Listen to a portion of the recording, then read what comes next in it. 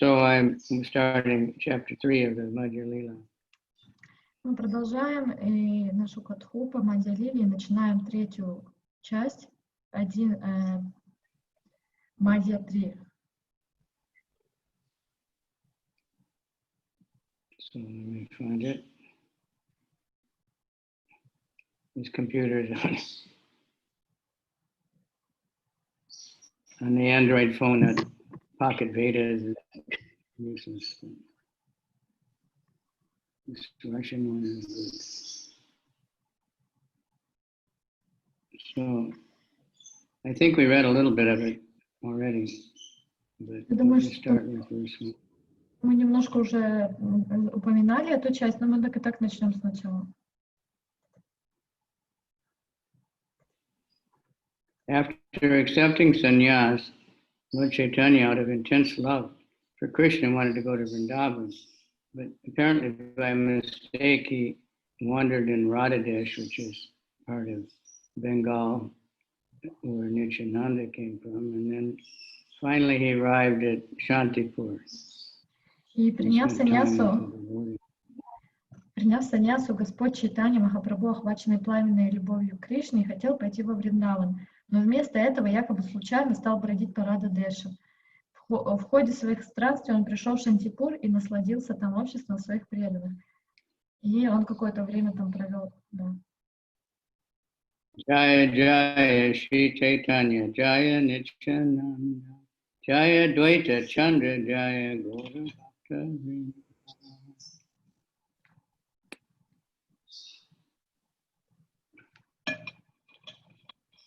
All glories to Chaitanya Mahaprabhu, all glories to Nityananda, and all glories to Advaita, and all glories to all the devotees headed by Srivas. Вся слава Шри Чайтаньи Махапрабху, вся слава Нитянанде, слава Адвайте Прабху, слава всем преданным Господа Чайтаньи во главе со Шривасой. At the end of his 24th year, in the month of Magh, Chaitanya Mahaprabhu accepted the sannyas order during the waxing period of the moon. На исходе 24-го года своей жизни в светлую половину месяца Махи Шри Чайтанья Махапрабху принял саньясу. Waxing means that while it's getting bigger. I don't know why they use that word. На растущую луну, они говорят. Waning means when it's getting smaller. That makes sense. When something is waning, it's getting, but waxing must be an old meaning. Okay. So he wandered in Radhadesh and ended up in Shantipur. И так или иначе, он блуждал в Радхадеше и оказался в Шантипуре. And he was reciting one verse. This is a verse Prabhupada told all the sannyasis to chant. И вот этот стих, который Махапрабху повторял во время своих вот этих скитаний, он повторял один стих, и этот стих Прабхупада сказал, что каждый саньяси в движении должен повторять. According to Bhagavad Gita, everyone in this country is a sannyasi. Но в соответствии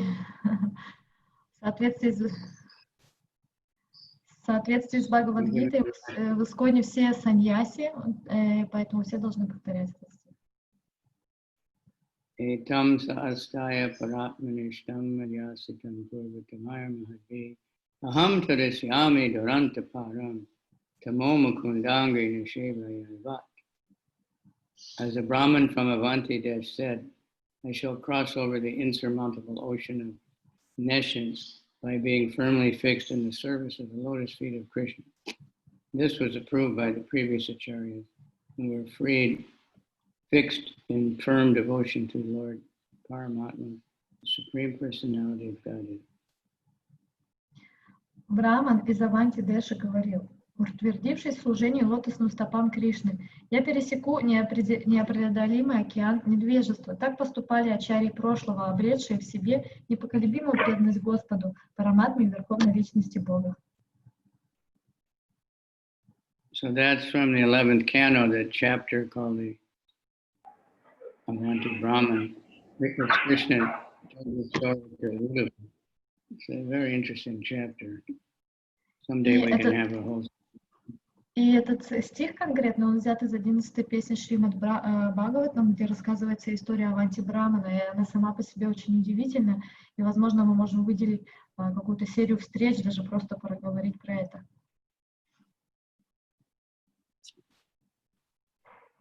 Anyway, I don't know if you know it or not, but anyway, he was a miserly Brahmin, very rich, but gradually lost everything. His family hated him because he never even spent money on himself for sense gratification. Just counting the money, making. История Аванти Брамана, я не знаю, если вам знакома, но история его такова, что он был настолько жмотом и настолько жадный, что он был богатый очень, но и при этом он был очень жадный. Настолько жадный, что он даже на себя, на чувственные наслаждения не тратил. Его просто все не любили, ни родственники, никто. Он просто пересчитывал с утра до вечера деньги и ни на что не тратил. So finally he realized, and he just gave up everything, and people harassed him, in so many ways, said he was bogus. But then he gives a very wonderful description about the mind, and how the mind is all powerful, and all the trouble in the world is just due to the mind. И в конце концов, по стечению разных обстоятельств, он отказался от всех этих богатств, и он просто стал таким, бедным браманом, но никто этому не верил, все над ним издевались, все и его порекали, никто ему не мог поверить после этого. И тогда есть целая там часть, где он говорит, целую проповедь дает о природе ума и как все происходит.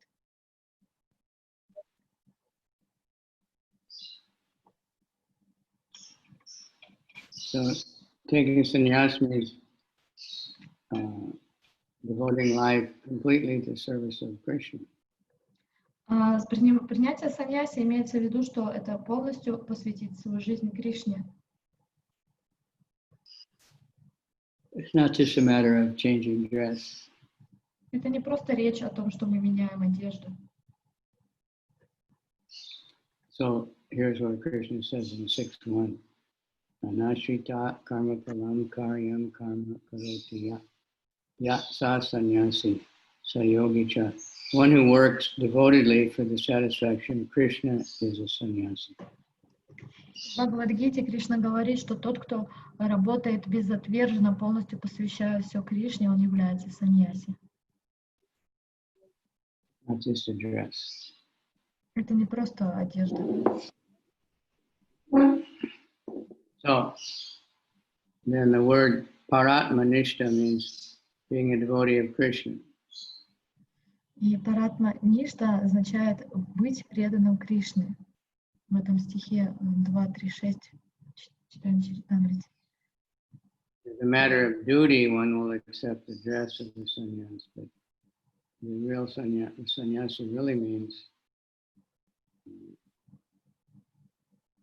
как часть служения человека и как своего уклада или своей обязанности человек примет какую-то определенную одежду, например, одежду саньяси, но истинная саньяси — это значит посвящение своей жизни. Then he explains that danda, the three danda sannyasi is Vaishnava, body, mind, and soul, everything for Krishna. Потом дальше объясняется, почему вайшнавы, они три данды саньяси, потому что это тело, ум и душа полностью посвящены. And then adding another danda, jiva. Потом еще есть джива. Mayavadis have only one stick. В Майяваде только одна палка.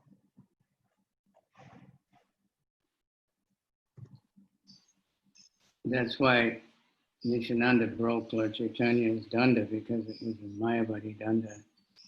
He didn't like that. И это та причина, по которой Господь Нитьянанда сломал данду Господа Чайтаньи, потому что у него была одна палка, и эта палка считалась палкой Майявади, когда она одна. It wasn't a Mayavadi, but at that time the Vaishnava sannyasis were not respected. So he officially looked like a Mayavadi sannyasi, so people would at least offer respect.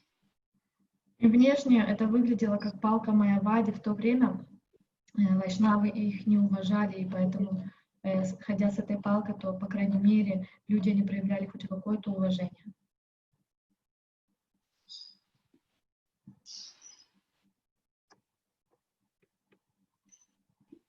So Lord Chaitanya had many intimate sannyasi disciples. И у Господа Чайтаньи было очень много близких, сокровенных спутников саньяси, учеников. Lord Chaitanya approved the purport of this verse because of his determination and the mendicant devotee to engage in the service of Mahaprabhu. Шри Чайтанья Махапрабху высоко ценил этот стих и выраженную в нем решимость, с которой монах преданный посвятил себя в служению Мукунде. Here it's stressing that's the purpose of taking sannyasa. That's actually the real purpose of human life.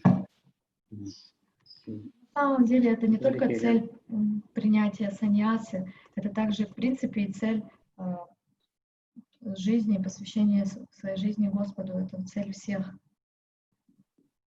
Bhaktivinoda Thakur, Manasadeho, he said, I dedicate everything, my wife, my children, my dog, my house, my fence, and everything. It all belongs to Krishna. And I'll only use it for Krishna. Бхактивинод Такур в одном из своих баджанов говорит, что я посвящаю все тебе, все принадлежит тебе, и моя жена, мои дети, мой дом, мой забор, моя собака. Он все посвящает для Господа. So he decided to go to Vrindavan after taking sannyas and just dedicate his life in a private place. И вот так после принятия саньяси Шри Махапрабху решил пойти во Вриндаван и без достатка посвятить себя служению Господу, поселившись в каком-нибудь безлюдном месте. He was in ecstasy. Nityananda and Chandrasekhar and Buddha were following him. Господь, он был в полном экстазе, и Чайтанья, и Нитьянанда Прабху, и Чандрашекхар, они следовали за Господом. Everyone who saw Lord Chaitanya would chant Hari Hari and become ecstatic. И все, мимо кого проходил Господь, они видели, как он поет Хари-Хари, и полностью избавлялись от горести материальной жизни. Cowherd boys were chanting. Lord Chaitanya was very happy. Даже все мальчики, пасшие коров, присоединялись к Господу Хари при виде его. He said, go on chanting like this. И услышав, как пастушки поют, Господь Чайтанья обрадовался и возложил им на голову руки и сказал, пусть ваши уста всегда украшают святое имя. He glorified them. They were very fortunate. They were chanting. And he felt happy that they were chanting because just by seeing him. Но он был очень счастлив, что они воспевают, и он их назвал очень удачливыми. Prabhupada said that once. He said, Lord Chaitanya had the power. Anyone who saw him would just start chanting. И Прабхупада говорил, что Махапрабху был чрезвычайно могущественный, у него была такая сила, что любой, кто его видел, сразу же моментально начинал воспевать. And Prabhupada said, Rupa Goswami also had that power. И у Рупы Госвами и у Прабхупады тоже была такая сила. He said, I don't have that power. I have to work really hard. Например, у меня нету такой силы, и мне для этого надо тяжело работать. So what to speak of us? What's our position?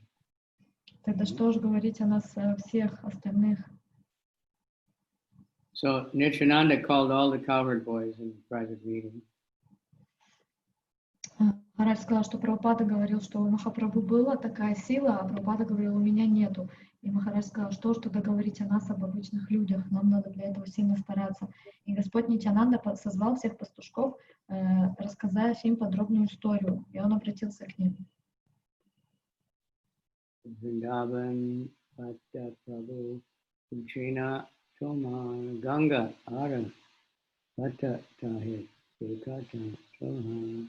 He said, if Lord Chaitanya asks you, what's the road to Vrindavan, show him the path along the Ganga instead. И И он сказал пастушкам, Нитьянанда сказал пастушкам, если Махапрабху попросит вас показать ему дорогу во Вриндаван, вы вместо этого покажите ему дорогу в Ганге. So when the cowherd boys were questioned by Lord Chaitanya Mahaprabhu about the path to Vrindavan, the boys showed him the path on the bank of the Ganges, and the Lord went along in ecstasy. И поэтому, когда Господь Чайтанья продолжал свой путь, он спрашивал в полном экстазе, как ему отправиться в Вриндаван. Они ему показали, и он просто отправился дальше вдоль Ганги. И он, да. You can see what kind of relationship Nityananda and Lord Chaitanya have. Можно увидеть вот по этому эпизоду, какие отношения связывали его и Господа Нитьянанду. Nityananda could do things like this, and break his danda. Что Нитьянанда вот мог его так как бы обмануть и сломать его данду. So, on the Ganga, Nityananda told Chandrasekhar Acharya, go to Advaita's house. И потом он отправил Чандрашекхара, чтобы тот отправился в дом Адвайты Ачарьи. Nityananda said, I'm going to bring Lord Chaitanya along the bank of the Ganga to Shantipur. So tell Advaita to wait with the boat. И он сказал, что я приведу Господа Чайтанью вдоль Ганги в Шантипур, поэтому попроси, чтобы Адвайта Ачарья ждал нас вместе с лодкой. Because they're coming on the other side. Потому что им придется потом переплыть на другую сторону.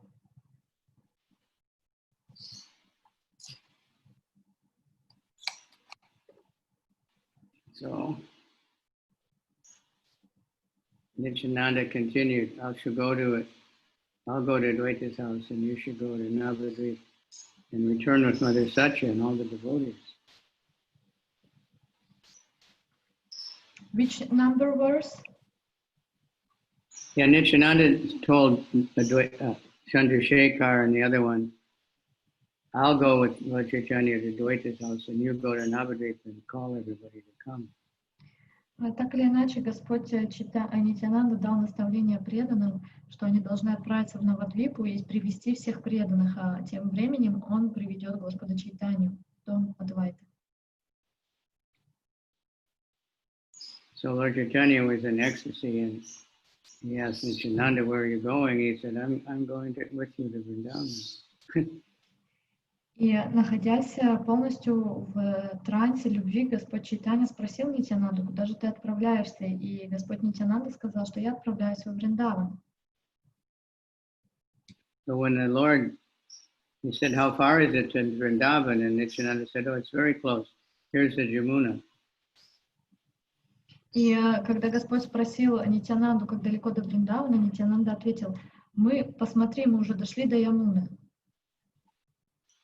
So they went to the Ganga and Lord Chaitanya accepted it, it's Jamuna. И они подошли к Ганге, и Господь, пребывавший в трансе, подумал, что это Ямуна. He started offering prayers to the Jamuna.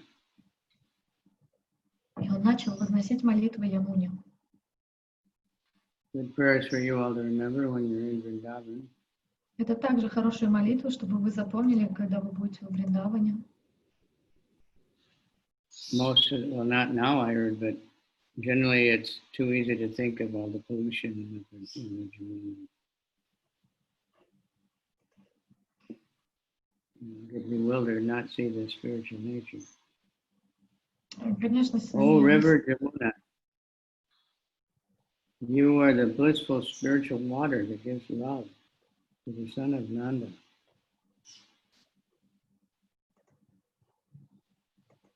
О Ямуна, твои блаженные духовные воды даруют любовь к сыну Махараджа Нанды. It's verse 28. You are the same as the water of the spiritual world because you can vanquish all our offenses and sinful reactions. Они не отличны от вод духовного мира, ибо способны смыть с нас все грехи и избавить от их последствий. You are the creator of all the auspicious things for the world. Daughter of the sun god, kindly purify us with your pious activity. Ты несешь благо всему миру, о добродетельная дочь Бога. Солнце, пожалуйста, очисти нас. So after reciting this, Lord Chaitanya offered obeisance, took bath. И после того, как он вознес эти молитвы, он принял омовение. Didn't have any extra cloth. И у него не было запасной одежды. Advaita came in a boat and had new cloth for him, underwear and extra. И в этот момент Махапрабху, не зная, во что переодеться, на лодке к нему подплыл Адвайта Ачарья с новой набедренной повязкой и бахирвасой, верхней одежды саньяси. So Lord Chaitanya was starting to think what's going on here. И Господь Чайтанья начал думать, что тут такое происходит. Next, he said, "Why did you come here? How did you know I was in Vrindavan?" Он ему сказал: Адвайте, зачем ты пришел сюда? Как ты узнал, что я в Вриндаване? Advaita disclosed the whole situation, telling Lord Chaitanya, "Wherever you are, that is Vrindavan." И Адвайта Ачарья просто спас всю ситуацию, ответив, что Господу, что где бы ты ни был, там Вриндаван. Now it is my great fortune that you've come to the Ganga. Мне очень повезло, что ты пришел сюда, на берег Ганги. Lord Chaitanya said, "Nityananda cheated me. He brought me and said it was Jamuna." И тогда Шри Чайтанья Махапрабху воскликнул: этот Нитьянанда обманул меня, он привел меня на берег Ганги и сказал, что это Ямуна. These are very intimate, loving exchanges between the two Supreme Lords. И это на самом деле очень сокровенный взаимообмен любви между двумя господами.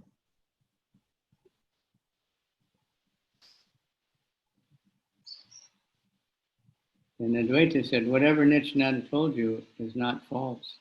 You have taken your bath in the Jamuna." И Господь Адвайта Ачарья сказал Господу: слова Нитьянанды, Прабху, чистая правда. Ты действительно только что омылся в водах Ямуны. Advaita explained that at that spot in the Ganges, Jamuna and the Ganges flow together. Адвайта Ачарья объяснил, что в этом конкретном месте Ганга и Ямуна текут вместе. У западного берега течет Ямуна, а у восточного Ганга. The western side is Jamuna, and the eastern side is Ganga. У западного Ямуна, а у восточного Ганга. So they meet at Allahabad, because they're coming from different places, and then they flow like that together. One side is actually Jamuna. Таким образом, они все стекаются с Аллахабада, встречаются и потом перетекают в другое место с этой точки. And then another thing is that they're not different; they're simultaneously really different. Это один момент. А второй момент: эти реки, они абсолютно не, они одновременно и едины, и различны. То есть между ними нет разницы какой-то меры. Like in the Bhagavatam, it says Cricket went to the bank of the Ganga, but he was on that side. He was Так же, как в Бхагаватам есть история с Парикшит Махараджем, когда они сидели на берегу Ганги, только с другой стороны. So Advaita said, "You've been fasting for 3 days in ecstasy, so please come to my house and take charity." Затем Адвайта Ачарья сказал, что в экстазе любви к Кришне ты постишься уже 3 дня, поэтому я приглашаю тебя к себе домой, чтобы подать тебе милостыню. Пожалуйста, пойдем со мной. Advaita continued, "I've just cooked a little bit of rice, and the vegetables are very simple. No luxurious cooking. Just some soup and spinach." И Адвайта Прабху продолжал: дома я только что приготовил горстку риса. Овощные блюда у нас всегда очень скромные. Не будет никаких изысканных кушаний, просто немного супа и шпината. The Bengali word is soup, and it's Prabhupada translated liquid vegetable. So I guess the English word comes from. На бенгале слово суп, он прям так и звучит супа, а Прабхупада перевел это как жидкие овощи.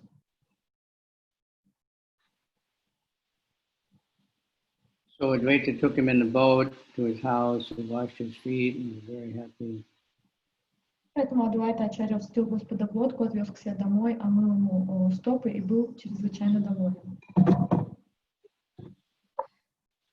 All the food, the edibles, were cooked by the wife of Advaita Ачарьи. Пища была приготовлена женой Адвайты Ачарьи, а он сам предложил все Господу Вишну. So this is ideal householder life. И вот это Husband and wife live. Это пример тому, что является идеальной семейной жизни, как муж и жена живут вместе и служат.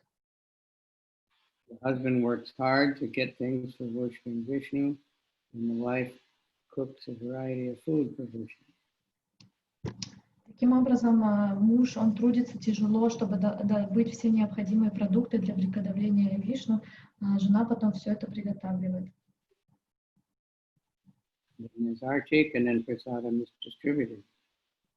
Потом проводится арати, а потом раздается прасад. According to Vedic principles, there has to be always a guest taking prasad before the householders take.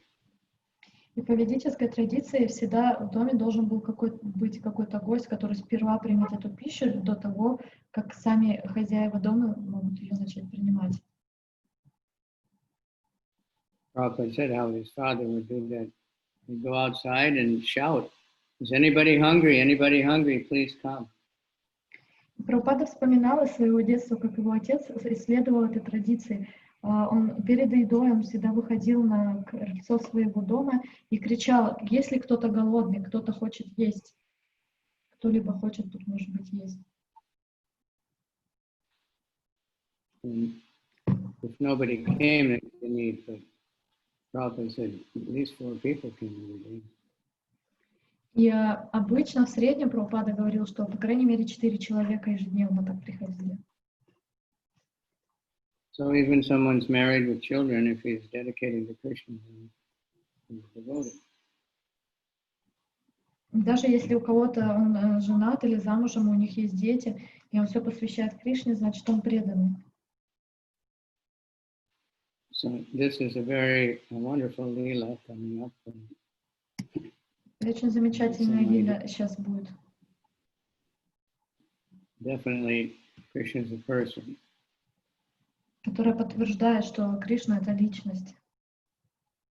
This is the real, Krishna, loving exchanges with the devotees.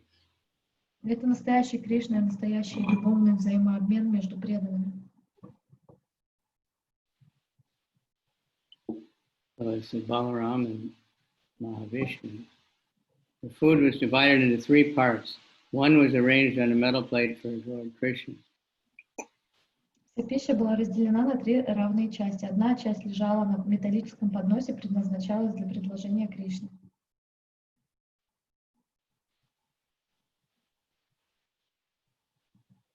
And so it mentions that when food is offered to Krishna, it increases.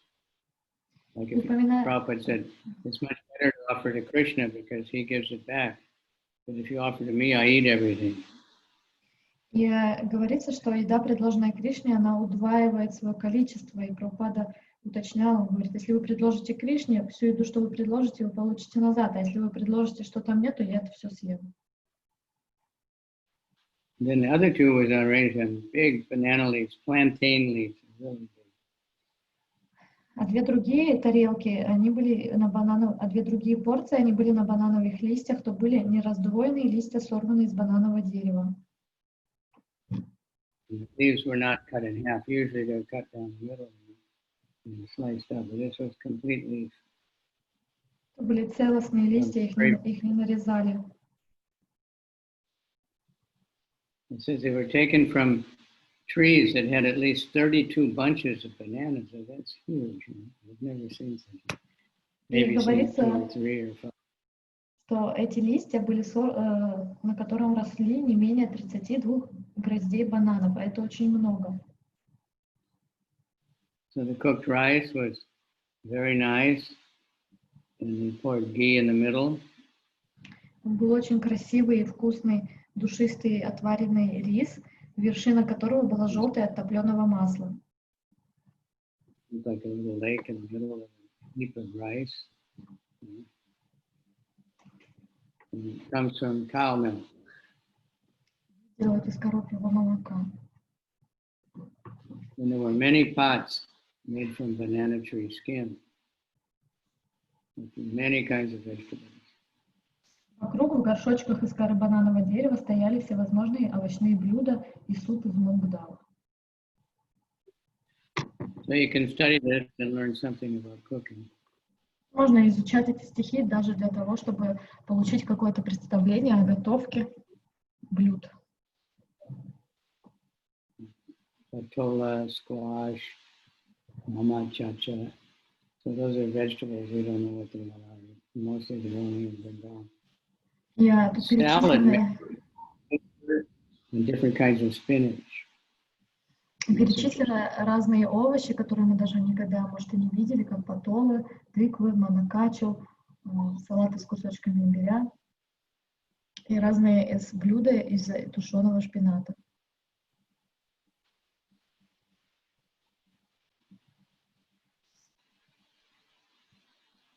So that salad was not in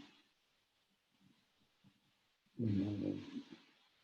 There was sukta and bitter melon mixed with all kinds of vegetables, bitter than nectar, and 5 types of bitter and pungent sukta, many different kinds of sukta.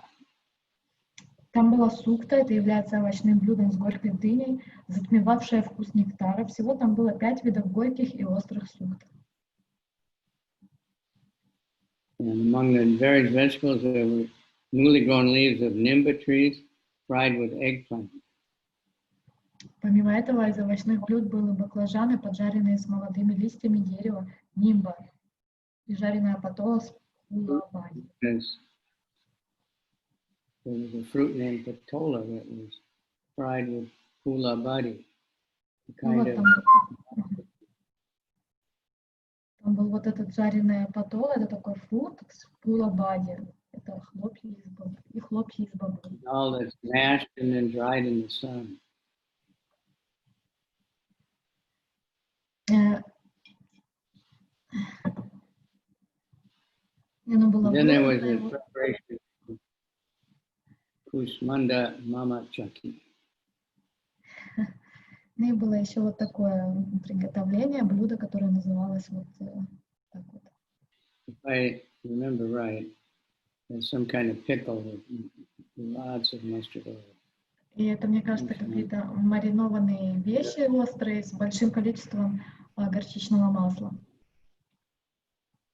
But here Prabhupada says, I request the editors of cookbooks to add all these nice preparations.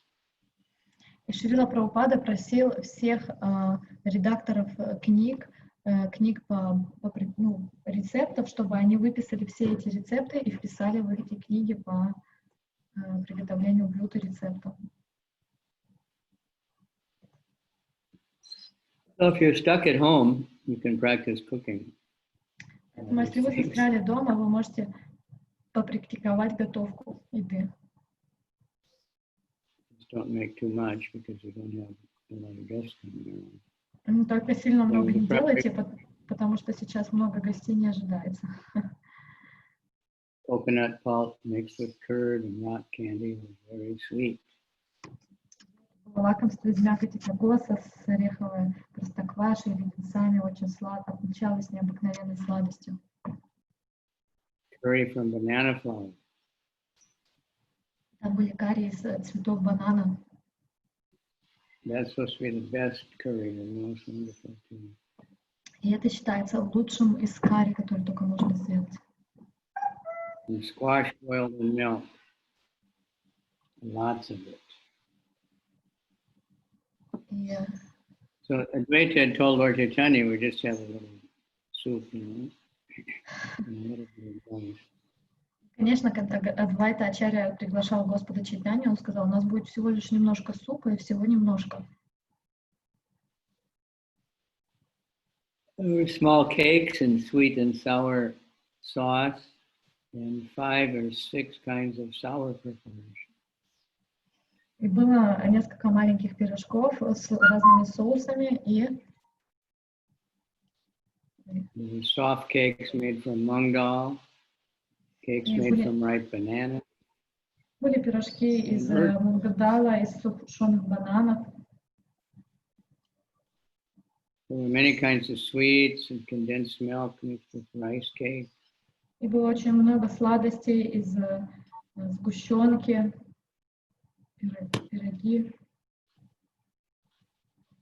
And every kind of cake desirable. И были все возможные пироги, о которых можно было только подумать. Sounds like a Russian feast. Звучит как пир русских преданных, так много тортов там было. Everything was made from the banana leaves. Все тарелки были сделаны из банановых листьев. Because they have that folding up the leaves and making cups and plates. Вся посуда была сделана из банановых листьев. Они скатывали их в стаканы, в тарелки. So all around all 3 eating places were 100 pots with various kinds of vegetables. И вокруг всего места было разложено сотни горшков с разными видами овощей. And there was sweet rice mixed with ghee. Был сладкий рис, смешанный с ги. That was all kept in earthen pots. И это все, и эти вещи лежали в глиняных горшках. And condensed milk also. Here. Сгущенное молоко. Wow. And there was chipped rice mixed with milk and bananas, and there was white squash boiled in milk. It was not possible to describe all the preparations. Среди прочих кушаний были рисовые хлопья с молоком, бананами, белый кабачок, тушеный в молоке. Поистине, описать все блюда просто невозможно. In 2 places there were earthen pots filled with another preparation made with yogurt, sandesh, and banana. С 2 сторон стояли глиняные горшки с еще одним лакомством из простокваши, сандеша и банана. And on top of all that was lots of tulsi flowers. И сверху на горе отварного риса, а также на всех овощных блюдах лежали цветы деревца туласи. So there were 3 places to sit. They offered all the food to Krishna. На полу лежали 3 подстилки, покрытые мягкой тканью. Также все блюда были предложены Господу Кришне. It's a system that after offering you have arti. И система была такова, что после предложения пищи проводили арати. So they all went to arti. Поэтому все отправились на арати. Then Advaita made Lord Chaitanya lie down and take rest. Затем Адвайты Ачарьи предложил Господу прилечь и отдохнуть. Then Lord Chaitanya, Advaita said, please come in this room. А потом он сказал, дорогой Господь, пожалуйста, пойди в эту комнату.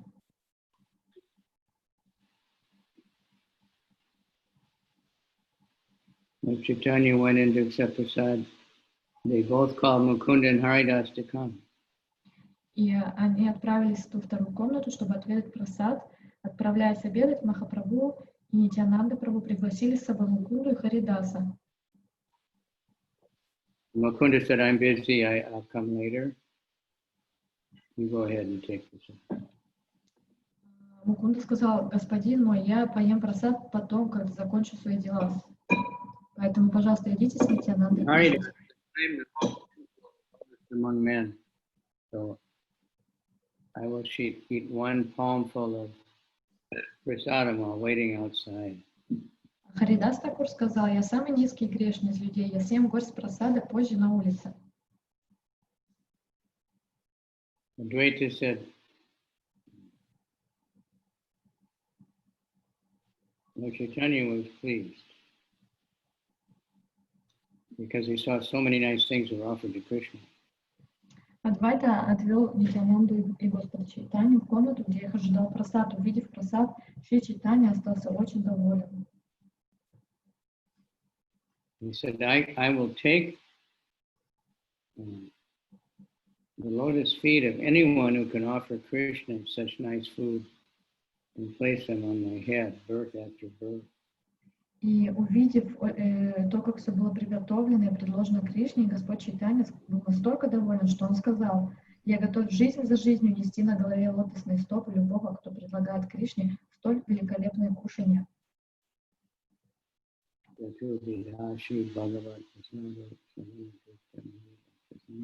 Lord is very pleased when devotees are serving Krishna.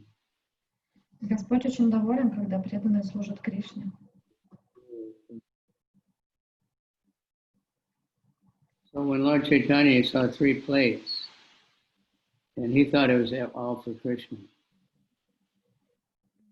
Господь Чайтанья, зайдя в комнату, заметил, что пища расставлена в 3 местах, и решил, что вся она приготовлена для Кришны.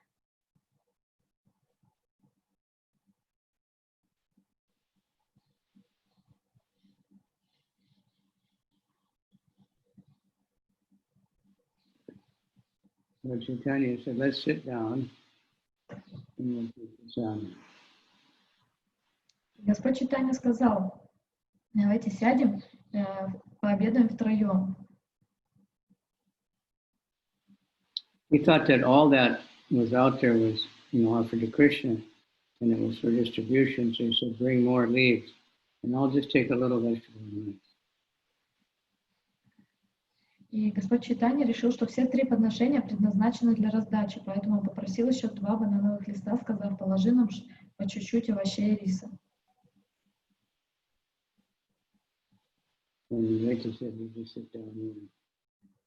Но Адвайта сказал: устраивайтесь прямо на этих сиденьях. Поймав братья за руки, он усадил их обоих.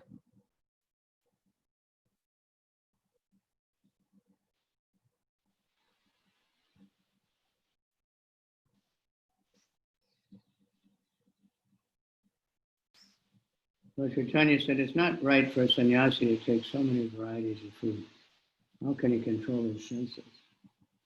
Чайтанья Махапрабху возразил: саньяси не подобает есть такие изысканные блюда. В противном случае, как он сможет владеть своими чувствами?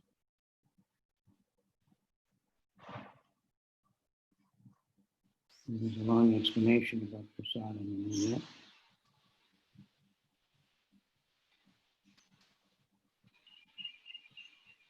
Lord Chaitanya never encourages sannyasis to eat opulently. Господь Чайтанья никогда не побуждает саньяси есть очень роскошно. He specifically told Raghunath Goswami, never eat nice food and never dress nice. И он очень конкретно сказал Рагунат Дас Госвами: никогда не ешь роскошную еду и никогда не одевайся роскошно или изысканно.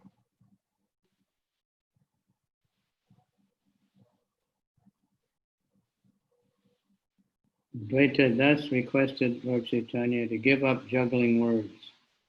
Lord Chaitanya said, I cannot eat so much. И тогда Адвайта сказал Чайтанье: хватит притворяться, мне известно, кто ты, я знаю сокровенный смысл того, что ты принял саньяси. И Махапрабху ответил: я так много не съем. Just eat and whatever is left on the plate is okay. И Адвайта Ачарья сказал: просто ешь, сколько сможешь съесть, все, что останется на тарелке. Возьмем. Can't eat so much, and sannyasi is not supposed to leave remnants. Махапрабху настаивал: я столько съесть не могу, а саньяси не должен после себя ничего оставлять. There's a quote from the Bhagavatam. Bahir jalasyam gatva tatu prapasya bhagavata vibhajjaya pavitram sesham bhunjita shisham paritam. Whatever edibles a sannyasi gets from the householder's house, he should take outside near some lake or river and offer offering to Krishna, Brahma, and the sun god. He should eat the entire offering and not leave anything for him. В комментарии приводится такой стих из Шримад Бхагавата. Всю пищу, полученную от семейных людей, саньяси должен отнести на берег ближайшего озера или реки, предложить Вишну, Брахме и Солнцу, 3 божествам, и затем съесть, не оставляя ничего другим. So I was on a morning walk with Prabhupada. It was shortly after this book was published. Я был на утренней прогулке с Шрилой Прабхупадой вскоре после того, как была выпущена эта книга, которую мы читаем. So Tamal Krishna Maharaj had read it, so he asked questions. И Тамал Кришна Махарадж прочитал ее, у него возникли вопросы. Because on the Radha Damodar bus, Vishnu Jan Swami and Tamal Krishna Maharaj, they would take all the big Mahaprabhu. Потому что на вот этом автобусе Рада Дамодара, когда они распространяли книги, что Тамал Кришна и Вишну Джан с вами, они брали большие тарелки Махапрасада себе. And they would distribute the remnants to the devotees. Но они также распространяли с этих тарелок всем. And of course, devotees like that. But, so he asked Prabhupada, what about this? И они распространяли преданным, и преданным это очень нравилось, но они спросили Прабхупаду, а как насчет этого, это же остатки пищи Господа. That's just for the disciples, not for the Can you say it again? I couldn't hear you. That distributing remnants is only to give to disciples, not that just anybody distributes the remnants. И Прабхупада уточнил, что остатки пищи, ну вот после того, как саньяси поел, раздавать может только тот саньяси, у которого есть ученики, он может раздать это только своим ученикам. Такая система. So then Advaita told him, in Jagannath Puri, you're eating so much. И тогда Адвайты Ачарьи... Don't tell me you can't eat so much. И тогда Адвайта напомнил Шри Чайтанье Махапрабху, сколько тот есть в Джаганнатхапуре. Господь Джаганнат и Шри Чайтанья тождественны, поэтому Адвайта Ачарья сказал, что в Джаганнатхапуре Махапрабху принимает 54 подношения пищи в день, причем каждая состоит из многих сотен горшков, поэтому не говори мне, что ты не можешь это съесть. So don't juggle words and just eat and don't talk. Поэтому количество еды достаточно, чтобы накормить 3 человек, для тебя не составит и горсти. По сравнению с этим всем сегодняшний обед не более 5 твоих горстей. Поэтому, пожалуйста, приступай к еде. Хватит лишних слов. So it sounds like in this case, Advaita was taking advantage of the fact that he was older. И по всей видимости, Адвайта Ачарья он использовал тот факт, что он как бы по возрасту был старше Господа. So he gave everybody water, they could wash their hands, and they sat down and Он это сделал для служения, и потом он омыл руки Господу Нитьянанде, и все сели, весело улыбаясь, и стали кушать. then next we see the difference between Lord Chaitanya and Lord Nityananda. They're exactly the same, so much different personality. Дальше мы увидим разительную разницу между Господом Нитьянандой и Чайтаньей. Они являются идентичны, как Господь, и в то же время у каждого из них своя личность. Nityananda Bale, Kailai, Tina, Upa Vyasa, Aji, Purana, Parana, Karibe, Dila, Vada, Asa. I've been fasting for 3 days, and now I hoped I could break my fast.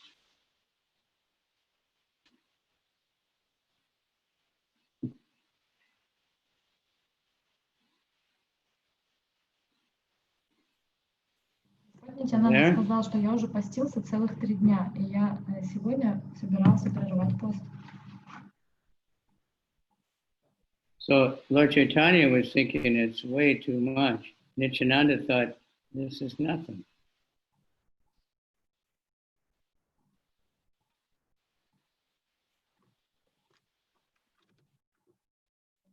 Hare Krishna. Are you hearing me or what? I don't hear you. Yeah, I lost the sound. Yes, Guru Maharaj. For a moment. I had some sound issue. So Нитянанда сказала, я не ел целых 3 дня подряд, и сегодня собирался прервать пост.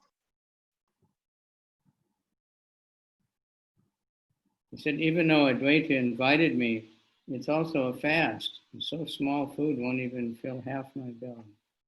И дальше, хоть Махапрабху считал, что пища в избытке, Нитянанда, напротив, был убежден, что ее не хватит, чтобы утолить голод. 3 дня у него во рту не было ни крошки. И он очень надеялся, что ему сейчас удастся поесть. И он сказал, хотя Нитянанда Адвайта пригласила меня на обед, сегодня снова пост. Еды так мало, что она не наполнит мой желудок даже наполовину. So Advaita and Nityananda have a really amazing relationship. Because Advaita is Sadashiva, Mahavishnu, he's expansion of Nityananda. In one sense they're the same.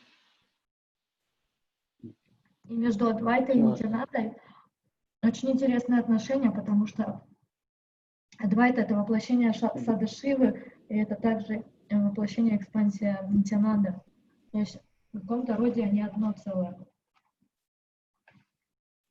You're a mendicant traveling on pilgrimage. Sometimes you eat fruits and roots, and sometimes you're fasting. И Адвайта сказал, господин мой, ты монах, странствующий по святым местам. Иногда пищей тебе служат плоды и коренья, а иногда ты вынужден поститься. Because I'm a poor brahmana, and you've come to my house. Please be satisfied with whatever you have received, and give up your greedy mentality. Я нищий браман, говорит Адвайта, и ты у меня в гостях. Пожалуйста, довольствуйся тем немногим, что я могу тебе поподчевать. И не будь таким жадным. Nityananda says, whatever I may be, you've invited me, so you must give me as much as I want. Господь Нитянанда ответил, кем бы я ни был, ты пригласил меня к себе, поэтому ты обязан дать мне столько пищи, сколько я смогу съесть. So Advaita took the joking words and replied, И Адвайта он выслушал шутливый упрек Нитянанды и, пользуясь случаем, ответил так. You are a reject Paramahamsa. Ты всеми отвергнутый Парамахамсы. You took the renounced order just to fill your belly. И от мира ты отрекся лишь для того, чтобы тебя кормили досыта. And I can see that your business is just to give trouble to Brahma. И я вижу, что ты, Нитянанда, занимаешься только тем, что доставляешь беспокойство браманам. So these are the joking words, and it's very interesting. И, конечно же, они все это говорят в шутливой манере, и это очень интересный взаимообмен. It looks like they're insulting each other, but actually they're praising each other. Выглядит это все так, что как будто бы они просто оскорбляют друг друга, но на самом деле они прославляют друг друга. And Nityananda had nothing to do with the rules and regulations of the Smarta Brahmins. И Нитянанда, он вообще не имел никакого отношения к всем правилам и предписаниям Смарта Брахмана. At that time he was Avaduta. Потому что он в тот момент он был авадутой. Avadhuta has nothing to do with the basic, behavior of the ordinary society. А вадуты, они вообще не имеют никакого отношения к вообще принципам поведения, принятым в обществе.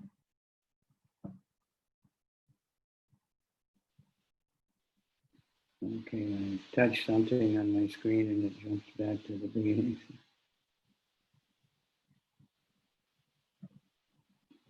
Almost there.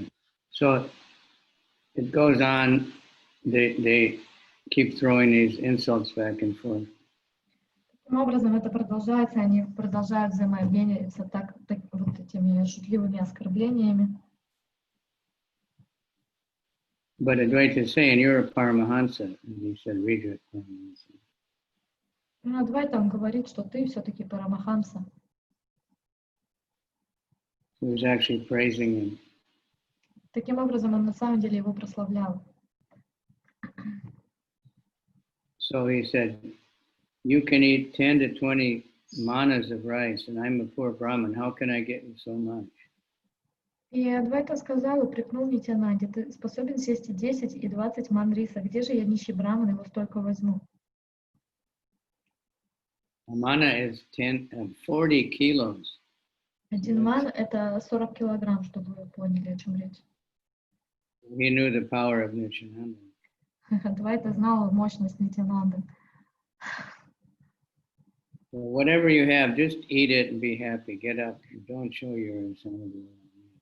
Поэтому Don't throw the remnants. будь добр, съешь то, что тебе дали, даже если всего лишь одна горсть риса, хватит безумствовать и разбрасывать свои объедки повсюду.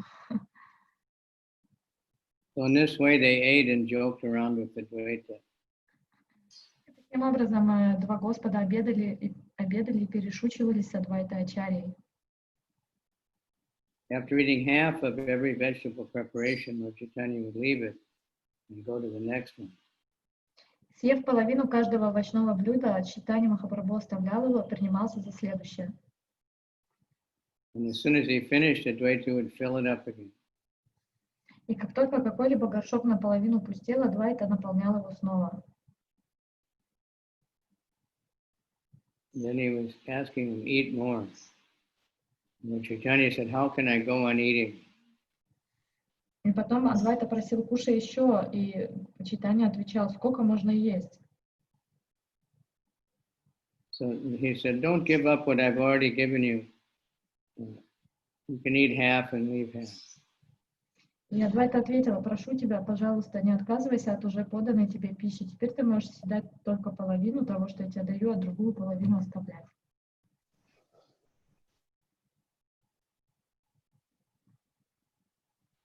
So by Advaita made Chaitanya Mahaprabhu and Nityananda eat.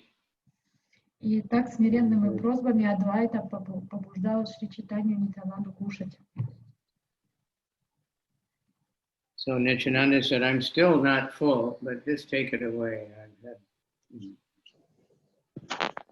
И затем Нитьянанда сказал, что мой желудок так и не наполнился, забери свое угощение, я даже не притронулся к нему. Then Nityananda threw a handful of rice on the floor in front of Advaita. И таким образом Нитьянанда Прабху в притворном гневе бросил перед собой горсть риса. So don't imitate that. Конечно же, нам не нужно пародировать такое поведение. Some of it stuck on his foot. И одно из leg. зерен риса прилипло, попало в Адвайту и прилипло к его телу. Advaita thought he was purified by getting the remnants and he started dancing. И прикосновение риса, брошенного Нитьянанда, Адвайта Ачарья подумал, что остатки трапезы Парамахамсы очистили его, и потому принялся танцевать. Это была особая милость. He said, Nityananda, I invited you and I received the results. You have no fixed caste or dynasty. You are a madman. И Адвайта сказал, мой дорогой Нитьянанда, я пригласил тебя в гости, теперь пожинаю плоды этого поступка. Ты человек без роду и племени, к тому же безумный от природы. You make me also a madman like you. You've thrown the remnants of your food. You did not even fear the fact that I'm a Brahmin. И чтобы превратить меня в такого же безумца, ты бросил в меня недоеденный рис. Тебя не останавливает даже то, что я браман. So he took that by getting the remnants of Nityananda, he got elevated also. Итак, приняв остатки пищи после Господа Нитьянанды, он возвысился.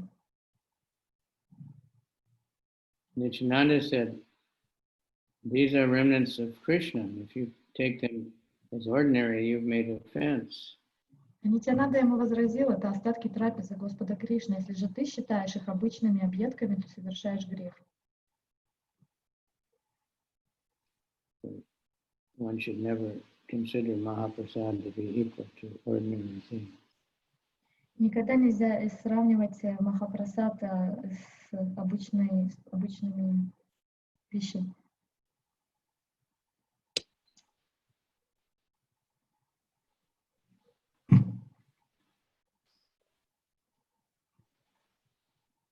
Nityananda continued, if you invite at least 100 sannyasis to your home and feed them, your offense will be nullified. Нитьянанда сказал, чтобы искупить свой грех, ты можешь пригласить к себе не менее 100 саньяси и накормить их досыта. Advaita said, I'll never invite another sannyasi. This sannyasi spoiled Smriti regulations. Адвайта ответил, я никогда более не приглашу к себе саньяси, ибо один саньяси уже заставил меня нарушить смрити, которым должны следовать браманы. Of course, the spoiling his Smriti regulations meant that he became a Paramahansa. He got freed from that. Конечно же, следовать правилам смрити должны те, кто еще не достиг уровня Парамахамса, они уже достигли. Then he took them to a nice bed and made them take rest. Затем он просил их вымыть руки и прополоскать рот, и подвел братьев к ложу и уложил отдохнуть. And he gave them cloves and cardamom mixed with lotus flowers, tulsi flowers, И он which поднес made a им good taste. гвоздику, семена кардамона и цветы туласи. I never saw that in India. They did give some. Я нигде это не встречал. He smeared them with sandalwood pulp and gave them beautiful garlands, flower garlands. Он умастил тело братьев сандаловой пастой и украсил их гирляндами из душистых цветов. And he wanted to massage the Lord Chaitanya's feet, but Lord Chaitanya didn't like it. И когда Господь лег, Адвайта собрался массировать ему стопы, но Господь остановил Адвайту, произнеся следующее. You made me dance in various ways. Now give it up and go take your lunch. Go with Haridasa and Mukunda. И Господь Чайтанья Махапрабху сказал: Адвайта Ачарья, повинуясь твоей воле, я танцевал так, как ты хотел. Больше не заставляй меня это делать. Ступай лучше обедать с Мукундой и Харидасом.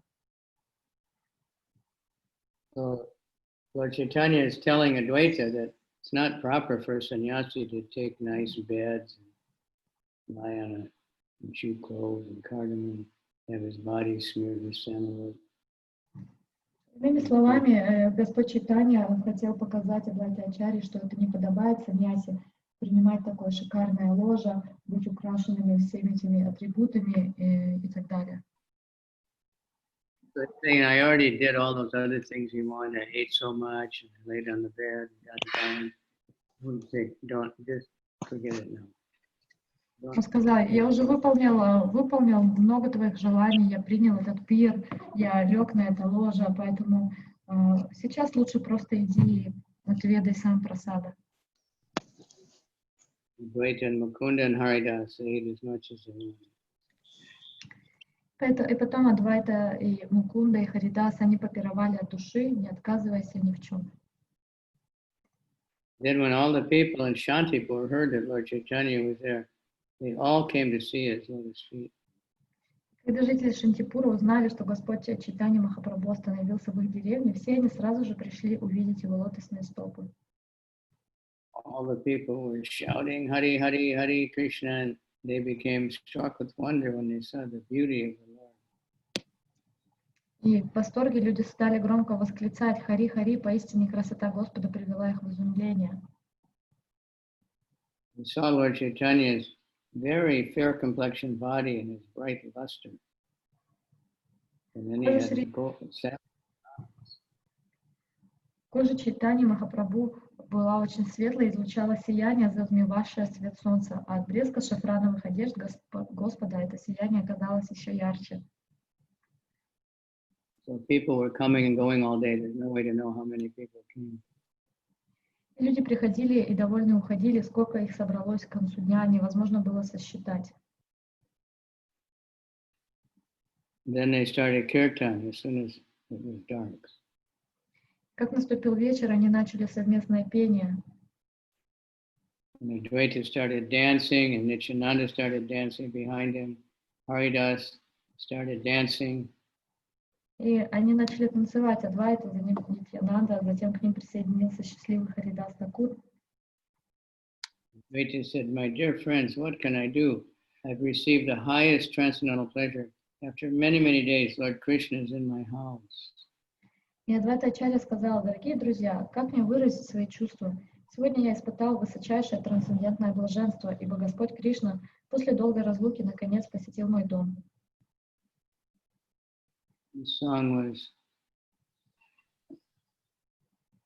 from Vijayavati. You say it was sung by Lord Radharani when Krishna returned. So Lord Advaita led the Sankirtan party with great pleasure. Предыдущий стих его в нескольких местах цитируется. И так или иначе, ведя Киртан, Адвайта Ачарья с огромным наслаждением пел этот стих. It was a manifestation of ecstatic perspiration, shivering, raised hairs, tears in the eyes, and thundering and bellowing. И во время пения он проявлял такие признаки экстаза, как испарина, дрожь и вставшие дымом волосы. В глазах у него стояли слезы, и иногда с уст его слетали громкие крики. While dancing, Advaita would sometimes turn around and catch the lotus feet of Lord Chaitanya, and Advaita would say to him. В танце Адвайта Ачарья иногда касался стоп Шри Чайтаньи с такими словами. Advaita said, many days you escaped me by your cheating, but now you're in my house and I'll keep you there. И он сказал: много дней тебе удавалось хитростью избегать меня. Теперь, когда ты наконец оказался у меня дома, я тебя крепко-накрепко свяжу здесь. So Advaita performed congregational chanting with great pleasure for 3 hours that night and danced all the time. Так Адвайта Ачарья, пребывая на вершине блаженства, в течение 3 часов проводил в тот вечер киртан, без устали танцевал. Chaitanya felt love for Krishna and more separation. И когда он танцевал, Господь Чайтанья охватил экстаз любви к Кришне, от разлуки с Кришной волны пламенной любви к нему становились все сильнее и сильнее. Chaitanya suddenly fell to the ground and stopped dancing. И Шри Чайтанья Махапрабху вдруг упал на землю. Увидев это, Адвайта Ачарья перестал танцевать. When Mukunda saw the ecstasy of Lord Chaitanya, he understood the feelings of the Lord and began to sing many stanzas, augmenting the force of Lord's ecstasy. Мукунда сразу же понял экстатическое переживание Шри Чайтаньи Махапрабху и принялся один за другим петь стихи, призванные усилить этот экстаз. Lord Advaita lifted up Lord Chaitanya's body to help him dance, but the Lord, when hearing these songs, he couldn't be held up. Это Ачарья хотел было поднять Махапрабху, чтобы тот танцевал, но Господь Чайтанья, услышав эти стихи, которые пел Мукунда, уже не держался на ногах. Tears fell from his eyes and his whole body trembled. His bodily hair stood on end. He perspired heavily and his words faltered. Sometimes he stood up and fell down, and sometimes he cried. Из глаз у Господа текли слезы, Его била дрожь, и волосы на теле поднялись. Он обливался потом, и голос его прерывался. Он то поднимался, то падал, то плакал навзрыд. All right, so it goes on, but we'll pick it up tomorrow. The more ecstatic. И это продолжается, больше экстаза впереди, но мы продолжим завтра с места, где мы остановились, 124 стих. There are many people try to imitate this kind of symptoms. И очень много людей, они пытаются имитировать подобные симптомы. Well, it's not like Srila Prabhupada would sometimes obviously be feeling like this, but he would not show it. He would hold back. И очевидно для всех нас было, что Прабхупада он испытывал подобные чувства, но он их сдерживал и не проявлял наружу. Like they said that Bhaktisiddhanta, he never talked about Radharani because if he did, he would start crying and he couldn't talk anymore. И Бхактисиддханта Сарасвати никогда не говорил про Шримати Радхарани, потому что стоило ему только начать, он начинал плакать, и слезы катились по его лицу. Same like Sukadev. Как Шукадев Госвами. That's a real love, real. Это истинная любовь. So there are times when Prabhupada would just suddenly, stop talking and just sit there, and obviously he was in some kind of ecstatic trance.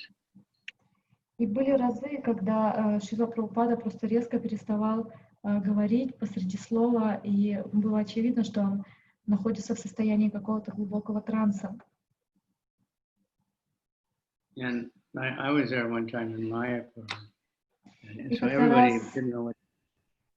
Как-то раз я это лично лицезрела, когда мы были в Майяпуре, и никто не знал, что надо делать в этот момент. Hansaduta, he started chanting. Хамсадута он начал петь киртан.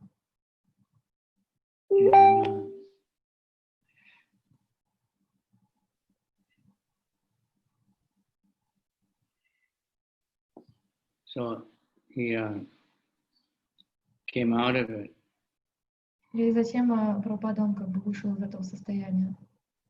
I guess he did the class. So there was a lot of devotees were at odds. Some thought that it was not good that Hansaduta started kirtan and interfered with Prabhupada's trance. И кто-то, потом были разные мнения, кто-то говорил, что это было неправильно, что Хамсадута начал петь, потому что он прервал транс Шрилы Прабхупады. And others said it was good. So they asked Prabhupada. А другие утверждали, нет, это было правильно, и за неимением ответа преданные спросили просто у Прабхупады, было ли это правильно. And Prabhupada said, I don't do that very often, do I? А Прабхупада тогда смущенно сказал, но я же не так часто это делаю.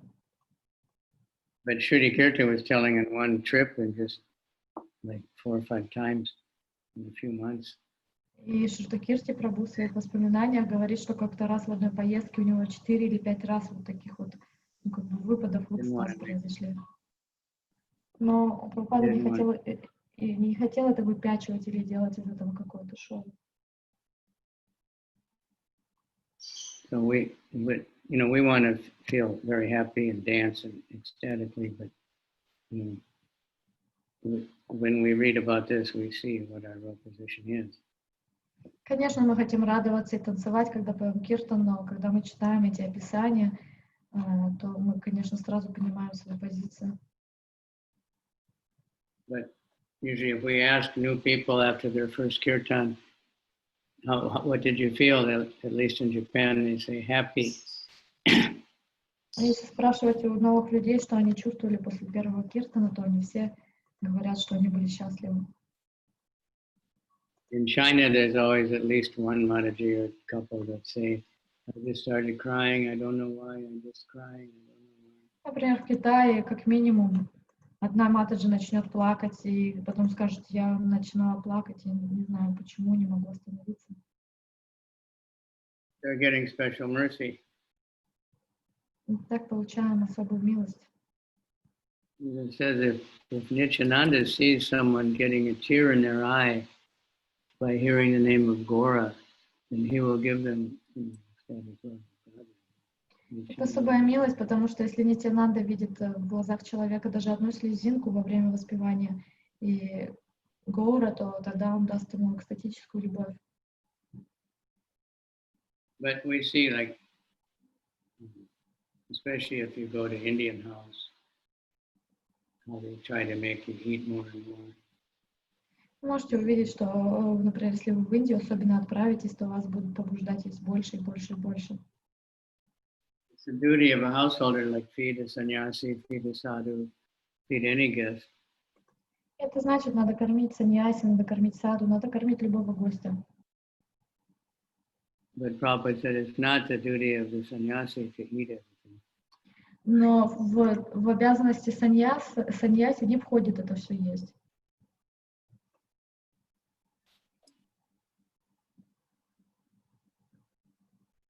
So it's a contest.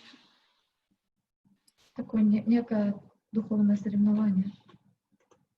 Prabhupada was expert when he was in Bombay. They were getting invited for prasad, so many houses. И в Бомбее, когда Прабхупада был, то их приглашали в очень большое количество домов на обеды. And Prabhupada would take a lot of devotees with him. He had the group with him, that first crew. Да, Прабхупада брал с собой преданных, у него была целая группа с собой. So the people would be serving, and of course the devotees were happy. They never seen such prasadam in their life. И все служили Прабхупаде, и преданные они были рады, потому что они вообще никогда не видели, как вот такие количества прасад делают и подносят. So Prabhupada would keep telling the people, give her more halava, give him samosa. Прабхупада всегда говорил, что дайте больше им, добавьте им самоса, добавьте им халава. Prabhupada himself would not eat very much. И Прабхупада сам при этом не ел очень много. But the people didn't realize it. They were happy because the devotees were eating so much. И они не понимали, что люди, они были очень счастливы от того факта, что преданные кушали очень много. Sometimes it got pretty hard on the devotees. Иногда они также, налегали на преданных чрезмерно, чтобы они ели. Prabhupada is very careful with that. Sometimes when he went to Fiji, I was in Fiji too, and the ladies there, they're really good cooks. И я тоже был на Фиджи, и Прабхупада там был, и там женщины, они очень отличные повара. I heard that even now, there's still very good cooks. These are new generation. И до сих пор я слышал, что даже новое поколение готовит очень хорошо. So when Prabhupada went there, he had not been feeling well. И когда Прабхупада туда отправился, он себя не очень хорошо чувствовал. And he wasn't eating very much. И он ел немного. And the servant was trying to, be very careful about what he would eat. И его слуга очень был осторожен с тем, что он подавал ему кушать. So he was at the one house, there was two Madhya-lila, they were sisters. They were the best cooks. В одном доме жили две сестры, они были лучшие повара. Impossible to refuse them. И просто было невозможно отказать им. So they would, if you say, no, I can't eat today, I'm sick. Если бы им говорили, я не могу сегодня есть, я болен. You say, what's wrong? No matter what you said, if it's a headache or a fever, they'd cook something and say, you take this. This will cure you. И неважно, на что человек жаловался, там болит голова или температура, они бы тогда говорили, тогда съешьте вот это блюдо, оно как раз поможет. And so oftentimes it was the fact. They knew exactly. И часто это именно так и получалось. Они точности знали, что нужно дать, чтобы это помогло. They had so many different spices, but they knew exactly how to use them. У них было много специй, и они очень хорошо знали, как их правильно использовать. The Prabhupada kept eating more and more. He said, give me more, give me more. И таким образом Прабхупада ел больше, и он просил даже добавку. And servants said, Prabhupada, you can't eat so much.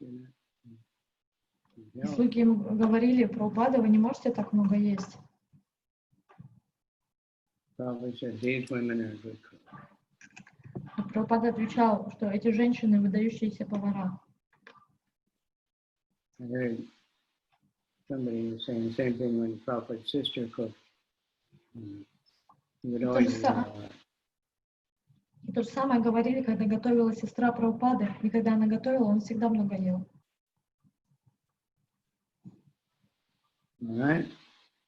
So I hope everybody is keeping healthy spiritually and physically. Я надеюсь, что все сохраняют хорошее здоровье, духовное и физическое. I just see somebody pops up, how to live when you're stuck at home. I don't know what to do. A lot of people that have office work, they're working from home because it's all on computers anyway. Многие люди, которые работали в офисах, они могут продолжать работать из дома, потому что так и так их работа делалась на компьютере. So they asked him, he said, they found that many people, they're working at home, they're working more than when they worked in the office. Часто люди говорят, что они работают из дома больше, чем они работали в офисе. They don't have time in the car and driving. Потому что им не нужно тратить время на поездку на машине и так далее. Sure we get exercise.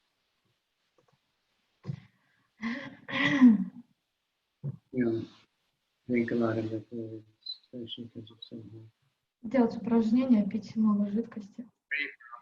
There's a few more devotees in England.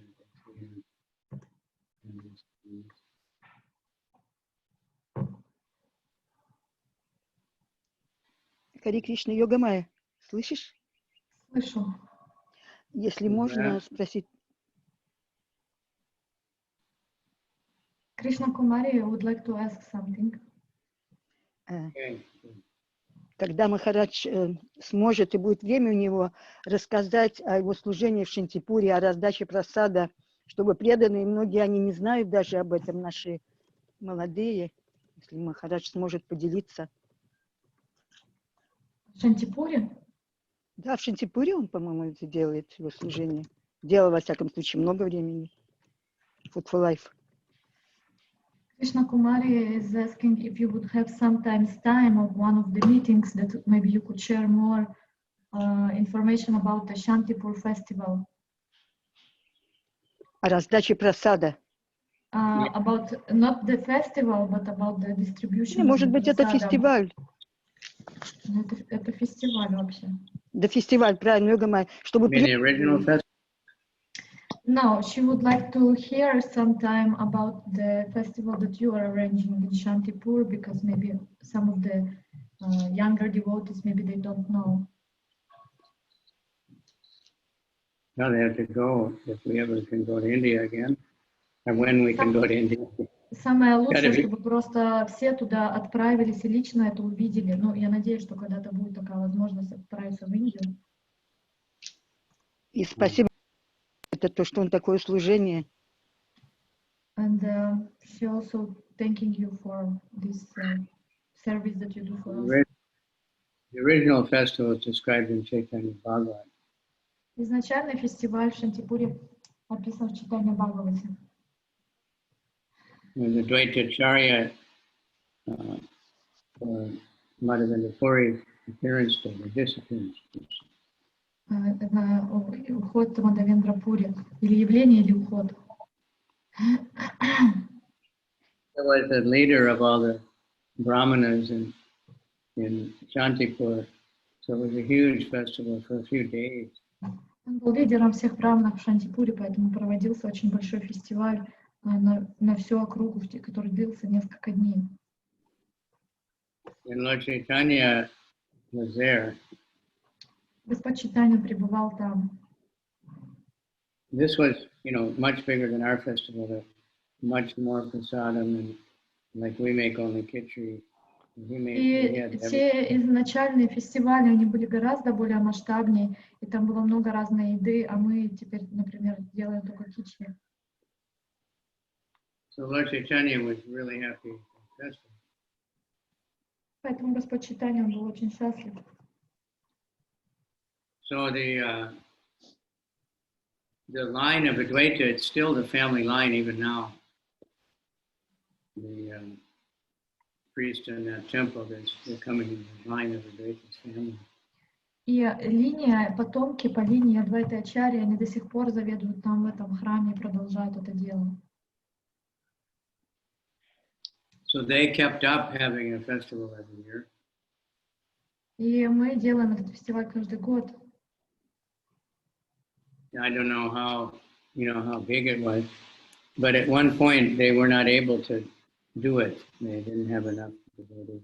И вот эта семья, она продолжала, потомки Адвайты Ачарьи, они каждый год проводили этот фестиваль, и в какой-то момент они уже не могли продолжать его, у них не хватало там средств и преданных. So they asked Caritamrita if ISKCON could do it. И они обратились к Джайапатаке с вами с вопросом, может ли Искон продолжить это делать. So we took it over. И поэтому мы переняли шествие над этим фестивалем. It's pretty big because that first year it's something like 10,000 plates we did. И это достаточно большое мероприятие. В первый год, я думаю, около 10 тысяч тарелок просады мы раздали. But it was total chaos that year. Но был очень большой хаос. We didn't have a proper fence. Не было подобающих утвари, посуды. And they put the water tank on the wrong side and it was flooding. И поставили большой, танк с водой не в то место, и он начал протекать. Ну, в общем, так или иначе, все как-то получилось. So many devotees came and everybody serving there is so much blissful. Много преданных пришли, и все хотели очень сильно раздавать прасад, все были счастливы. And, if a devotee got hold of a bucket, he wouldn't give it up. And devotees were fighting over buckets. И преданные даже дрались за ведра с прасадом, кто будет распространять. So gradually we then, I don't know, one year they asked me to collect the money. И потом уже кто-то начал собирать какие-то пожертвования, чтобы мы проводили этот фестиваль. And I told them I won't do it unless you get enough buckets. И я сказал, что я не буду проводить этот фестиваль, пока мы не сможем достать достаточное количество ведер. So then we started planning out how to organize the field. И мы начали планировать, как мы будем организовывать в следующий раз это поле, как все делать. And it increased up to like what it is now, 40,000 or 40,000 people. И сейчас это увеличилось до 30-40 тысяч людей. The first year it's mostly poor people came, but gradually all the people of Shantipur, so-called. В первые года в основном приходили только бедные люди, а впоследствии начали приходить вообще все жители Шантипура. Became a really big festival. И это стало очень большим фестивалем. All the different people selling going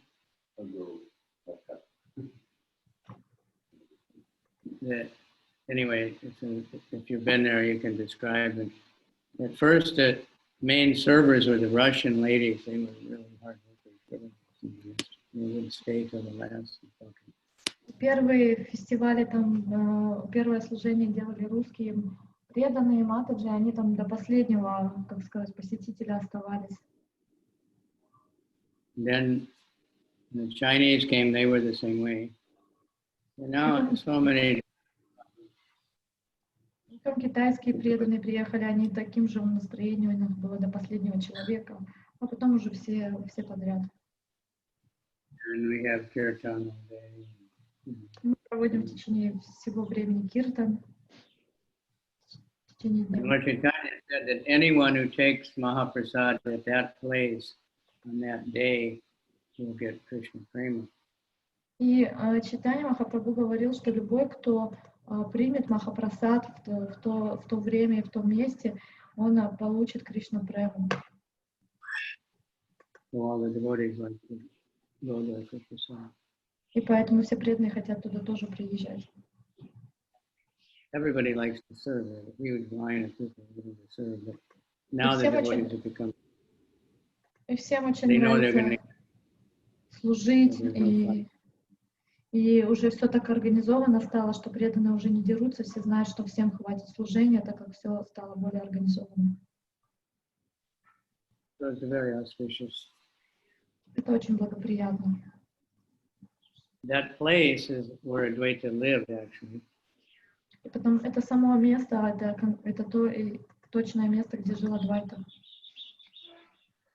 And Ganga used to flow right there, and that's where he was offering, worshiping Tulsi and Это то место, где он поклонялся шалаграмму с водой из Туласи.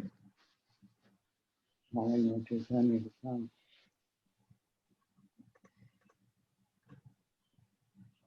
Madhya-lila stayed there. Мадхавендрапури там останавливался. So it's a special place. Очень особенное место. And Prabhupada was friends with the people there. И Прабхупада, он был друзьями с людьми, которые там жили. And he would go there. It's actually the last place he went before he got on the boat. И на самом деле Прабхупада посещал это место. Это было последнее место, которое он посетил до того, как отправился на Джаладуту.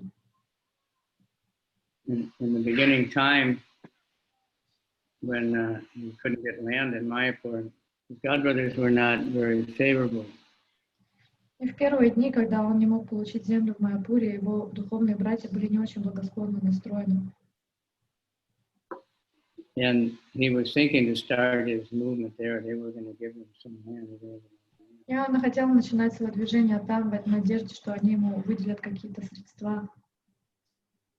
But then he got that first piece of land in Mayapur. So.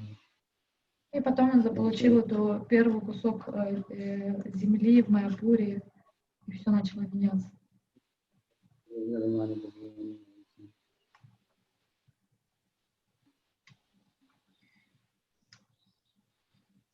Right. На этом мы закончим. Сенки Махарадж, йога моя, тебе спасибо большое. Хотелось Махараджа прославить очень.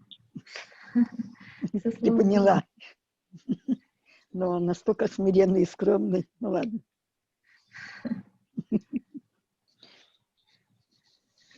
Тебе огромное спасибо за перевод. Это терпение.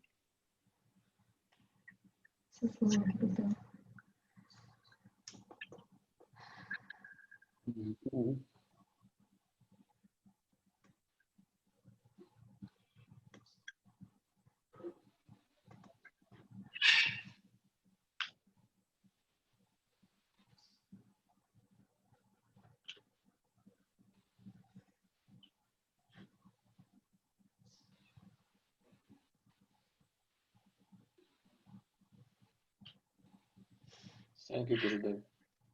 Спасибо, Йога Майя. Okay, thank you all for coming. Thank you, Gurudev. Thank you very much. Спасибо Thank you, всем. Gurudev. I know I'll read Thank you very much, it. Thank you. Thank you, Махарадж. Thank you very much, Maharaj. More. Thank you very much. Йога Майя, спасибо большое за перевод. Крепкого Now we're здоровья all, Махараджу, йога майя тебе и Бхакти Шастри. most people are in the world are aware that the material world is a dangerous place. Большинство людей, говорит Махарадж, в материальном мире не понимают, что этот мир является очень опасным местом. And it is. It's always an emergency. Thank you very much, Guru Maharaj. Okay, all right. So, like in America now, we say the whiskey sales are 50% increase. Сейчас в Америке продажа алкоголя приросла на 50% с момента, как объявили этот карантин. But they also said people looking on the internet for temples and mosques and synagogues and stuff is also going up. И параллельно с этим поиск церквей и мечетей и духовных мест тоже увеличился, поиск в интернете. So we want to take advantage of that. Мы хотим воспользоваться этим и помочь всем. Yes. Okay, thank you very much. Thank you very much. Hare Krishna, thank you. Thank you very much, Gurudev. Thank you. Tamahar. Where are you, Tamahar? In Moscow. Oh, in Moscow. Locked down there? Йога майя, переведите, пожалуйста. Вы там в заперти тоже сидите? Да, я должен был улететь 8 апреля, но продлили еще на месяц карантин. Yeah, they're locked down. He was supposed to fly back to Israel on 8th of April, but they extended the lockdown 1 month more. Really? Are they have to stay in the house or can they go out? Вы можете иногда выходить или вы обязаны все время дома сидеть? Ну, в большей степени остаемся дома, но иногда выходим. Мы хотели прийти в храм в Москве, послужить немножко божествам. Well, he's saying that they mostly decide to stay home, but actually they sometimes can go out, and they had even a plan to go to the temple in Moscow and do some service. Really? Okay, the temple's not closing, huh? Храм там еще не закрыт, да? Закрыт, но божествам готовят, то есть делают служение. Может быть, получится попасть туда.